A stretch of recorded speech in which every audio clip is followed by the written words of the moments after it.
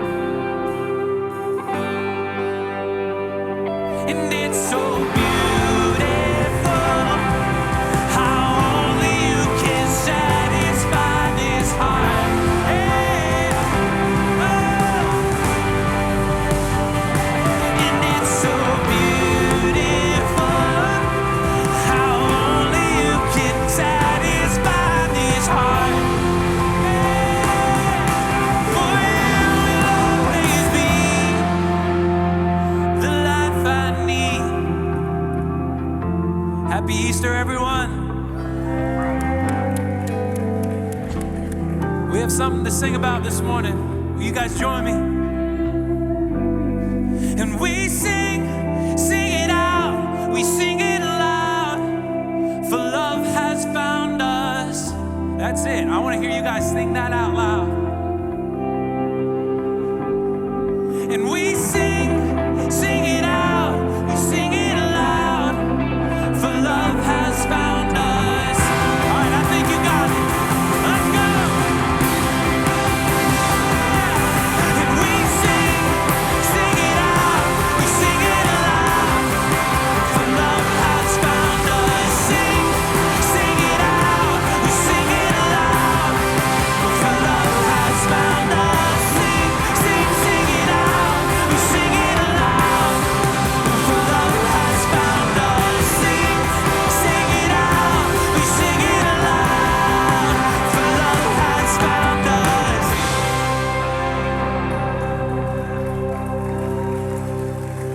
Well, happy Easter, Sun Coast. How are we feeling this morning? That was, you know what? You guys went. You guys had the best cheer of all the services. That was amazing. It's like you guys are excited about Easter or something. So we have an amazing service planned for y'all, and I'm just so thankful that you chose Sun Coast to come and celebrate Easter with us. And you know, I was chatting with Pastor Troy, and he was telling me the story. It's from Exodus. It's when God is calling Moses up to the mountain. And I'm going to actually have Troy say this word because I do not speak Hebrew. But he tells Moses, come up to the mountain and be here with me. So Troy, what is that word in Hebrew? The word is Haya Sa'am. You can see why I didn't try to say that word. But it just means, it's not like be here, but it goes much deeper than that. It's be present. Or like you say, there-ness, be there. It's like, let's forget about what we're going through before we came into the service, what plans we have after this service. So it goes, I just encourage you, be here.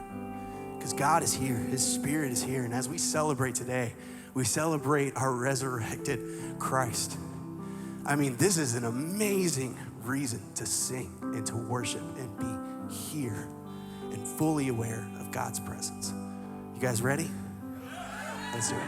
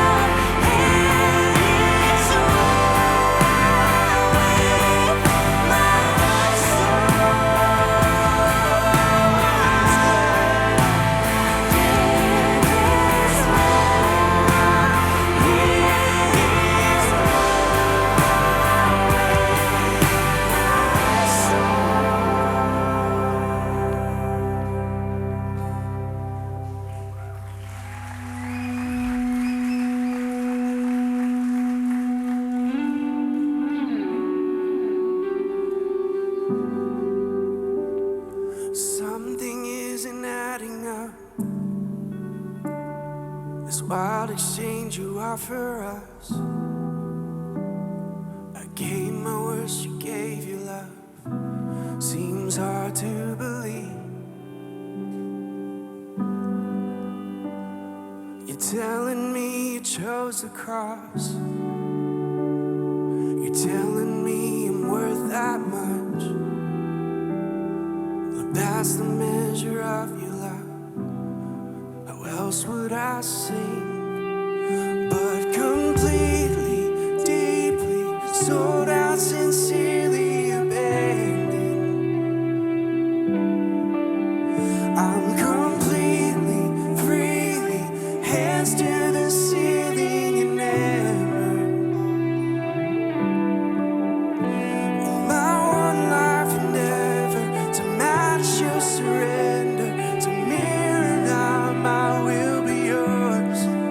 So I'm completely, deeply, don't care who sees me abandoned. Oh, I surrender all.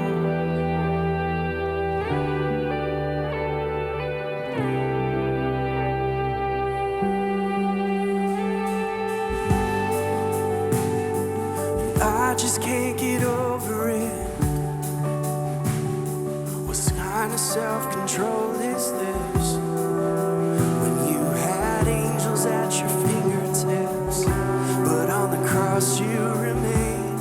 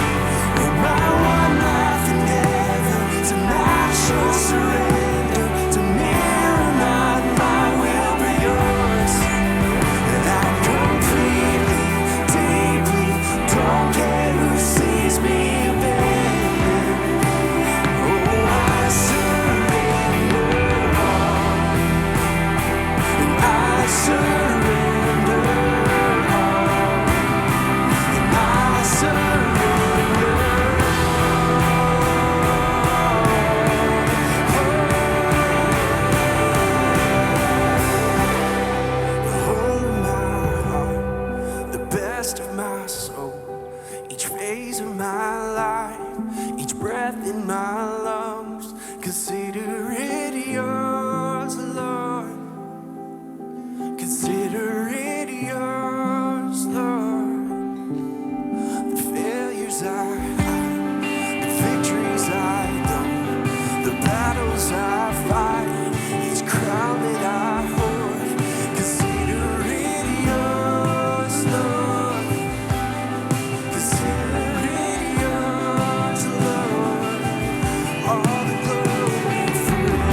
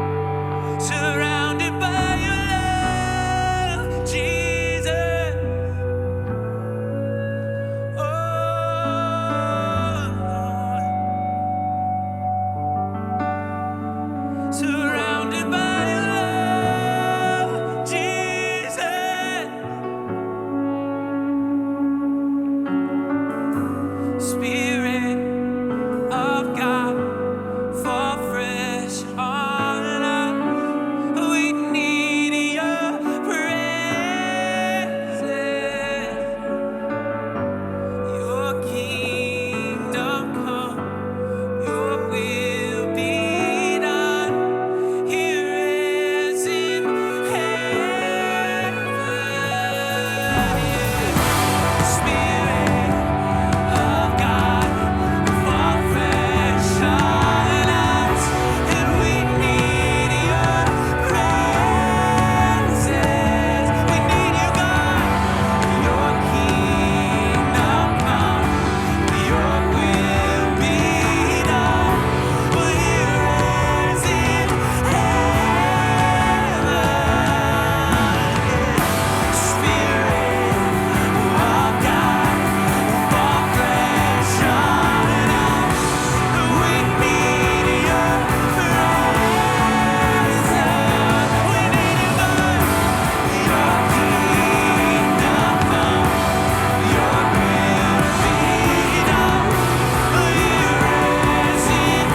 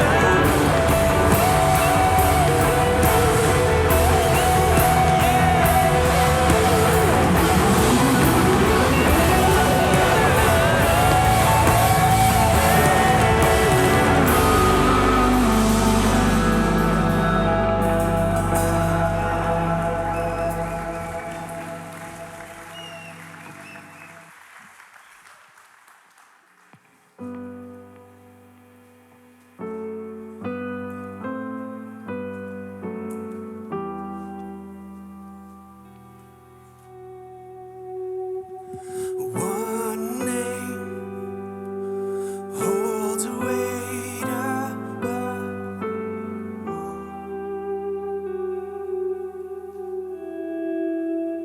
And His fame outlasts the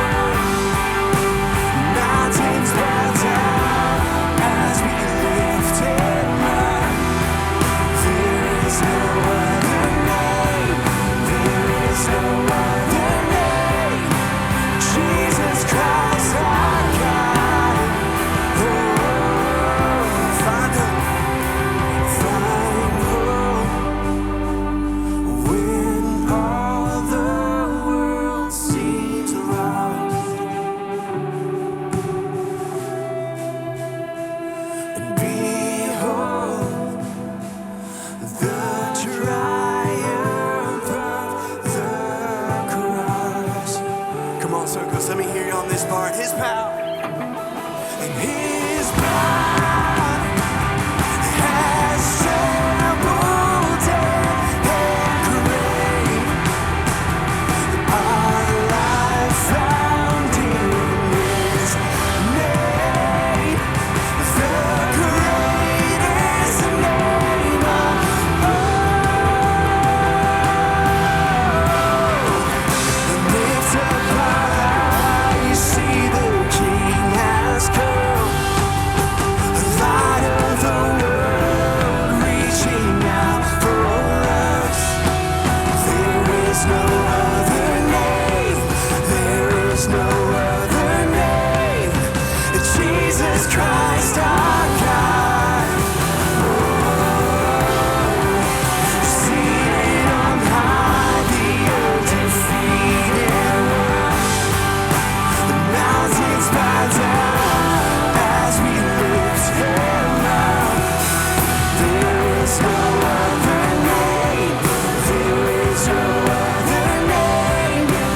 Jesus Christ our God. Oh, Jesus. So it goes, it is Easter. We're going to celebrate a little bit. I need you guys to sing this part as loud as you can. This next line says, the earth will shake and tremble at him. Can you guys do that for me? Can you get a little loud? Let's do it. Come on. The earth will shake and tremble before him. Chains will break as heaven and earth sings. Holy is the name. Holy is the name of Jesus. Jesus. Jesus. The earth will shake and tremble before him. Chains will break as heaven and earth sing. Holy is the name. Holy is the name of Jesus. Jesus. Jesus. Lift up our eyes, see the King has come. Come on. Light of the world, reaching out for us. There is no other name. There is no other name. Jesus Christ our God. Seated on high, the undefeated one. The mountains bow down as we lift him up. There is no other name. There is no other name. There is no other name. There is no other name. Jesus.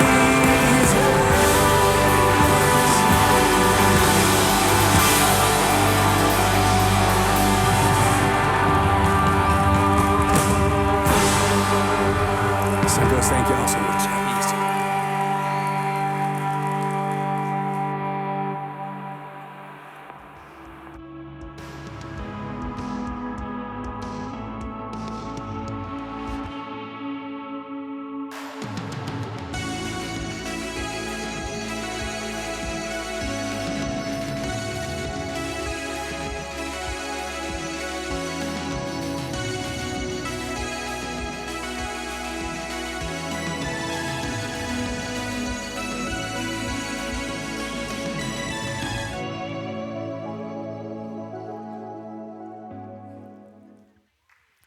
Good morning. So let's begin with the traditional Easter greeting, and we're going to do it twice. For those of you who don't know, you get a chance to chime in the second time. First one is, He is risen. So now that you're trained, you can join in. He is risen. It's a wonderful day to celebrate Easter. This is our third service of the day, and we started outside this morning, and I think I arrived on campus about 5:30. But it is my joy. Best day in the life of the church. Some people say, well, what about Christmas Eve? Well, close second. Fair enough. For some of you, it may be the other way around, but for me, this is the greatest day in the life of the church, and it's my privilege to celebrate this with you. We're not only doing this today, but next week we're launching a new series called Tangled. So many things in our culture are tangled, and they're kind of, we need to help you kind of get things straightened out in your life. So over the next few weeks, we're going to try to help you with that through the Gospel of Matthew over the first few books there. But that's our goal for next week, and we hope you come back and check that out as well. But if you're here today for the first time, thank you so much for tuning in. If you're watching online, thank you so much for being a part of our online platform. We appreciate you taking time. You honor us by watching today. So my name is Larry Baucom. I'm the old guy. So I'm the lead pastor of Suncoast. Been here for 26 years, but it's my joy to talk to you today about what I think is a central message. We're looking at the John chapter 20. Great possibility. This morning we were in Mark 16, so we look in John and see what he has to say. But follow along with me, will you? Early on the first day of the week, I want you to notice while it was still dark, Mary Magdalene went to the tomb and saw that the stone had been removed from the entrance. So she came running to Simon Peter and the other disciple. I love this other disciple because John does not want to say me. So John refers to himself as the other disciple. It's not very humble, but at least it's better than say me. So she came running to Simon Peter and John, the one Jesus loved. Oh, by the way, you know, God loves you, but he loves me most. The one Jesus loved and said, they've taken the Lord out of the tomb and we don't know where they put him. So Peter and the other disciple, young John, started before the tomb. Both were running, but John is younger and faster. He outran Peter and reached the tomb first. Do you see it? It's there. I mean, he bent over and looked in at the strips of linen lying there, but did not go in. Even though he's young, still a little timid. Then Simon Peter came along behind him and went straight into the tomb. He saw the strips of linen lying there as well as the cloth that had been wrapped around Jesus' head. The cloth was still lying in its place, separate from the linen. Finally, the other disciple, John, who had reached the tomb first, by the way, also went inside. He saw and believed. They still did not understand from Scripture that Jesus had to rise from the dead. Then the disciples went back to where they were staying. Now Mary stood outside the tomb crying, and as she wept, she bent over to look into the tomb and saw two angels in white seated where Jesus' body had been, one at the head and the other at the foot. They asked her, "Woman, why are you crying?" "They have taken my Lord away," she said, "and I don't know where they put him." At this, she turned around and saw Jesus standing there, but didn't realize it was Jesus. He asked her, "Woman, why are you crying? Who is it you're looking for?" Thinking he was the gardener, she said, "Sir, if you carried him away, tell me where you put him, and I will get him." Jesus said to her, "Mary." She turned toward him and cried out in Aramaic, "Rabboni," which means teacher. Jesus said, "Do not hold on to me, for I have not yet ascended to the Father. Go instead to my brothers and tell them that I'm ascending to my Father and your Father, to my God and your God." Mary Magdalene went to the disciples with the news, "I have seen the Lord," and she told them that he had said these things to her. So as we go through this passage, we're going to open some truth today, try to give you some insights into your Easter weekend. So let me help share some of this with you. First of all, Jesus was more than a rabbi to his disciples and followers. He was their hope, the one that was going to take over and get rid of Roman domination. Jesus was their spiritual Messiah and their potential political leader, the one who would remove the bondage of Rome and serve as God's leader over Israel. In the last few days, Jesus had been arrested. He was beaten, he was crucified, he was put in the tomb, he was dead, and it was dark. Early in the morning, before the day began, the first priority of the day, Mary needed to go to the tomb.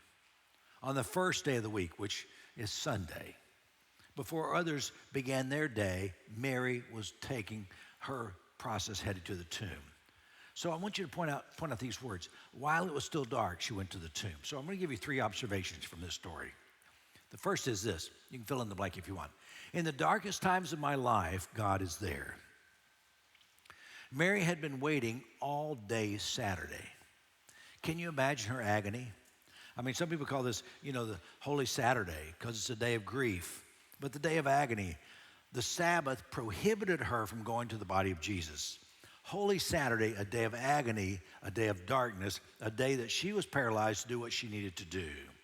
Now in the wee hours of Sunday morning, it was still dark. John wants to see it's not just dark physically, but it was dark emotionally, and it was dark spiritually. You know, I've discovered that within the darkness, the deeper lessons of life are learned. In Exodus 20, the people were afraid of God, who was in the cloud covering the mountain, and Moses went into the darkness where God was. Continued themes in John are light and darkness. John wants us to feel the darkness in the story. He wants us to sense his emotions of sadness, bleakness, discouragement, grief, hopelessness, all darkness. It was still dark. Things had not changed. Hope was gone. You gotta think the worst kind of darkness is when you lose hope. Life was not the way it was supposed to be. Have you ever been in a place where it seems like this is not the way life should be? I mean, when children die before their parents, that's not the way life should be. There's an order for things. I mean, in our world, we've gone through in the last few years, the pandemic of a few years ago.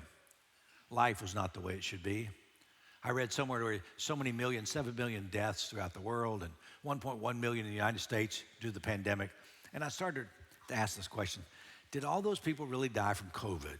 And I'm a guy who asks a lot of questions. Is that okay? And I simply say, a lot of lives were shortened because of COVID. Maybe 7 million in the world, maybe 1.1. But we're living in a world where darkness often overwhelms. Let me say some words that are overwhelming. Grief, fear, heartache, depression, anxiety, pain. All of these contain darkness. Life was not the way it's supposed to be. I've had several people come to me this morning and tell me of circumstances in their life that are heartbreaking. Some are here in this service, some are in the earlier services, but it's not the way life should be. We're not supposed to go through these kinds of things, so we think. So the disciples of Jesus and the other close followers were shattered, bereaved. That's not what they had hoped. But early on the first day of the week, while it was still dark, Mary heads to the tomb. Why did she go in the dark? Maybe she wasn't sleeping well. Maybe she was replaying all the events of her life. Do you ever do that when you're sleeping or trying to sleep? All the things you should do, all the things you haven't done and you need to be doing. Maybe she was thinking back to the time where she was caught in adultery. They think this is the Mary. She was about to be stoned, and Jesus came in and said, hey, let him who is without sin cast the first stone. And everybody dropped their stones, and they walked away. It was Jesus who saved her. Mary remembers also how she began to follow him and how she saw Jesus raise Lazarus from the dead. I bet Mary is also remembering the 5,000 who gathered, fed with 5 loaves and 2 fish. She remembers the teachings from the Mount of Beatitudes. Blessed are the pure in heart, for they shall see God. She probably was there when Jesus came down the Mount of Olives on Palm Sunday. And they just were worshiping him and praising him. Jesus was a prophet. He was the Messiah. He brought with him hope. Then she saw him arrested, beaten, nailed to a cross, suffering, and die. But before he breathed his last, he said, Father, forgive them. They don't know what they're doing. By Jewish law, she had to wait till the Sabbath was over. She could not sleep, and she had to go to him. She expected him, though, to be in the tomb. She expected to find a dead, cold, alone body of Jesus in the tomb. She expected that no one would take it time to perform the normal burial procedures, the proper washing, the burial spices. And she was determined to find the body of Jesus and take care of him. That's what she could do. It was not what she expected. Jesus was not there.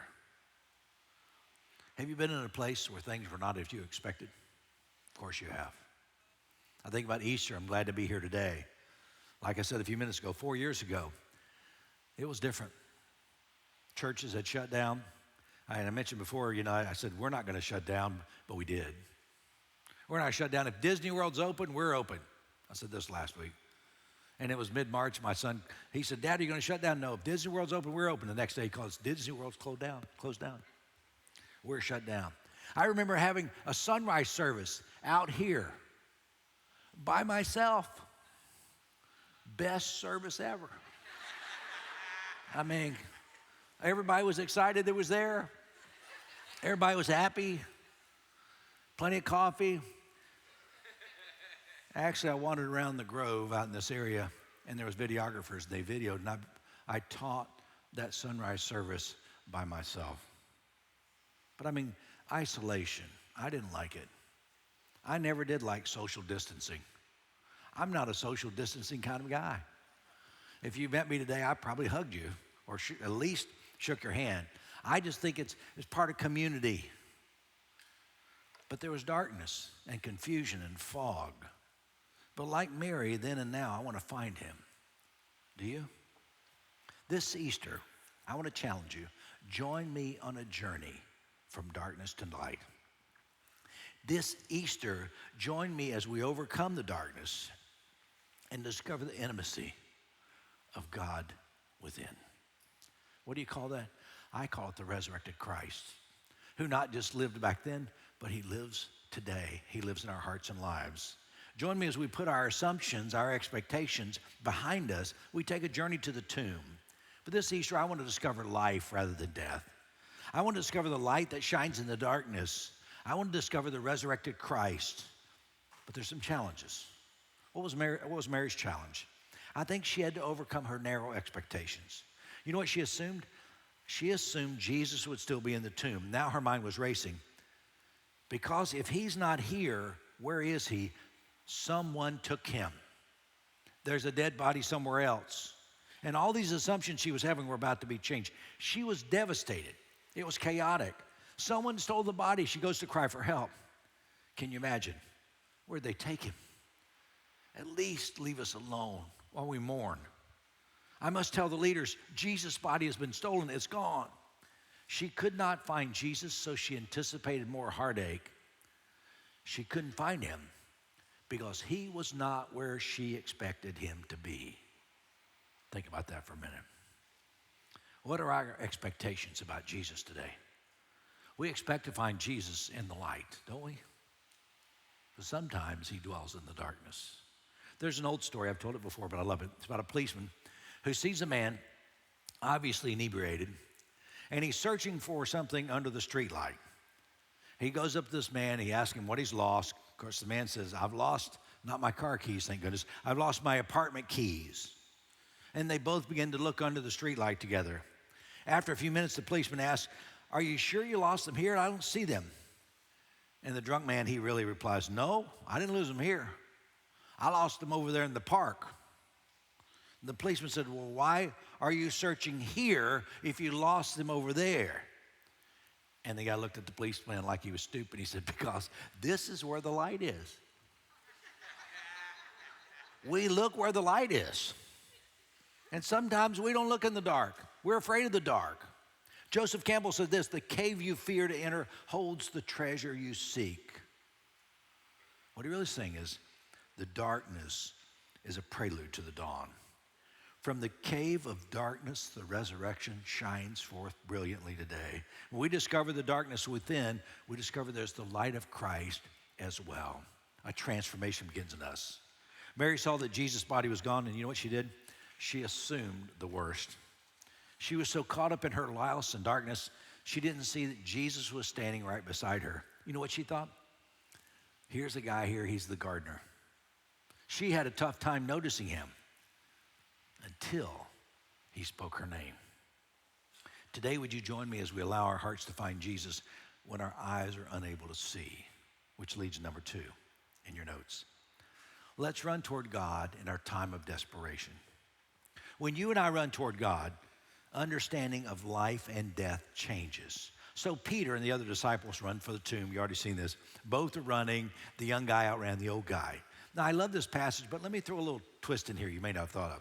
When John wrote his gospel, he was thought to be 90 years old. So it wasn't a young guy writing about an old guy. It was a really old guy just remembering the good old days.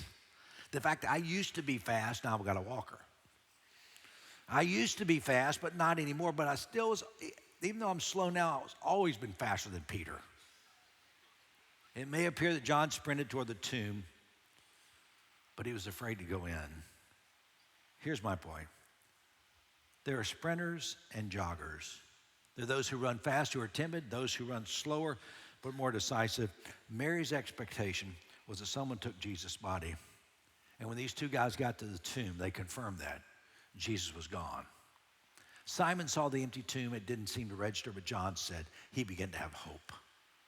Today, would you join me as we approach the tomb? How fast? Whether a crawl, a walk, a jog, or a sprint, let's get there by whatever means and take a peek inside. What did they find? They found nothing. He's gone. The empty tomb is when nothing means everything. You know, there are times in my life when I'm distracted. Are you? Sometimes focus somewhere else. My hope, though, is not in a place of death. Some people come here at Suncoast and say, why don't you have big crosses on the wall here? I say, we're not cross people. Well, what are you? Well, my hope is not in a place of death. It's not in the darkness. It's not in the cross. My hope is not even, I used to say I'm an empty tomb guy, but it's hard to have an empty tomb on stage. It's a bad symbol.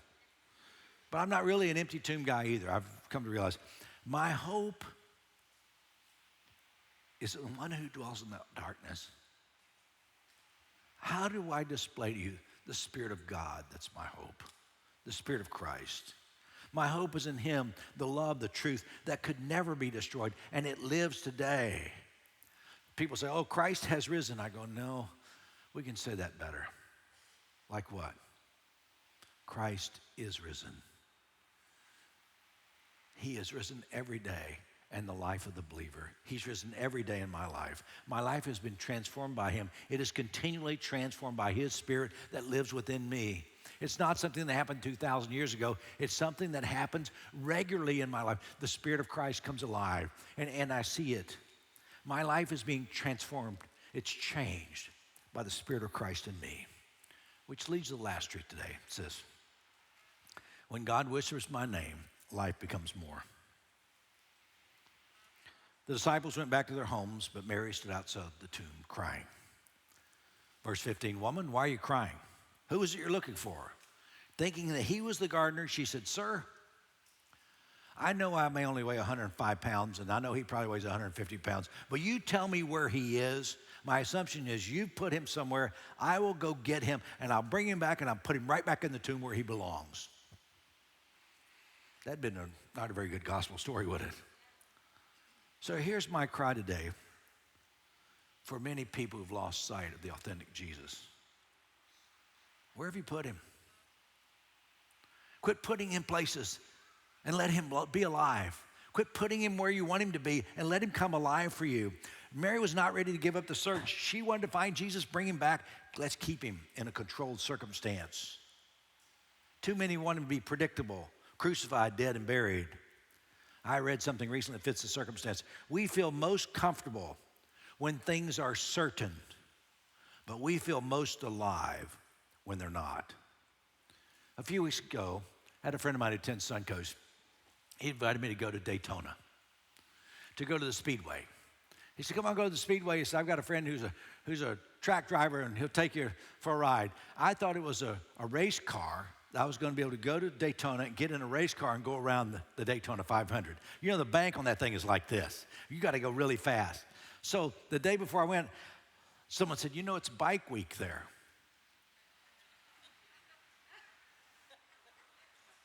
I go, really? So I called and I said, yeah, it's a motorcycle.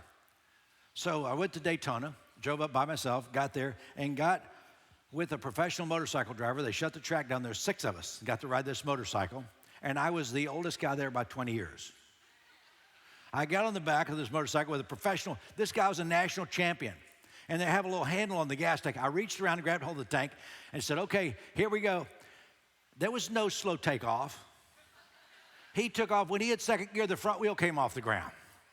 We went around that track, and the highest speed we hit was 160 miles an hour on the back of a motorcycle. I'm going to repeat. We feel most comfortable when things are certain, but we feel most alive when things are not. I felt every emotion on that ride. Everyone. Would I do it again? Am I glad I did it? You bet. Because it's wonderful to be alive, isn't it? Wouldn't you rather be alive today? So let's give a little life chat we can clap for chat for life, can't you? Give an applause for being alive today. Mary was grieving. She was certain Jesus should be in the tomb. Instead, this gardener, she says, tell me where he is, I'll go find him. And he speaks her name, Mary. It was the alive Christ that brought her to life for the first time. From darkness, grief, and despair to the most alive, exhilaration and joy.